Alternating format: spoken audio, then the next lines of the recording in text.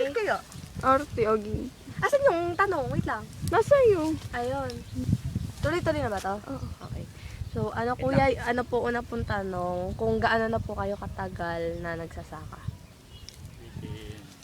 43. 43 po. Ba't sa pagkabata, magkita ng 50. Mm. Saan na po napunta yung mga pinagsaka nyo? Ano po ba yung napundar nyo? Or ano po yung Pamilya, bahay. bahay po? Ah, Yung makakuan, libre pagkain sa loob ng kuan.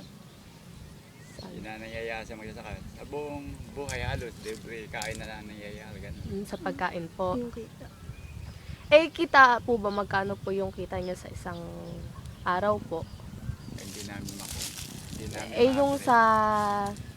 sa buwan po. Wala kasi, ang kuan yan every kuan, 120 days, tsaka ka lang magpapain, tsaka madamang makukuha. Kaya hindi mo ma-estimate yung gano'ng kita mo araw-araw. Kung susumahin nyo po, mga magkano po yung nakukuha nyo? Hindi pare-pares, depende na kasi sa panahon. Pagka mabaha, talo. Nalulugi pa sa gastos. Unang-una nga, ang pagsasaka minsan ada pang 40% na natitira doon sa magsasaka. Sa buong anihin, kung halimbawa mga 40 ka ba ng anihin, may 40%, di 10 ka ba na, 4 na buwan. Ano mangyayari sa iyo? Po.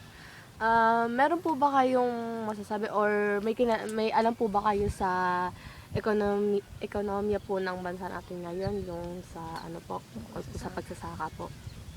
Yung ekonomiya po natin ngayon. Hindi ko alam sa about economics. Yung ano to. Ano po ba, may masasabi po ba kayo na may natamasa po kayong kasiyahan sa pagsasaka po?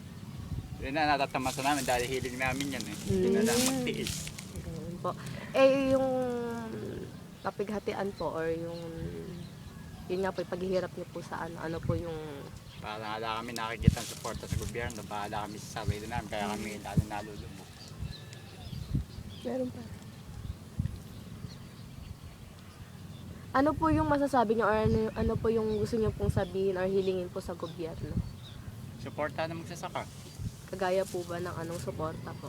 Sa patubig at saka sa mga kuhan. Masyado mataas ang cost of production na kasi. Kaya natatalo kami. Sige, thank you po.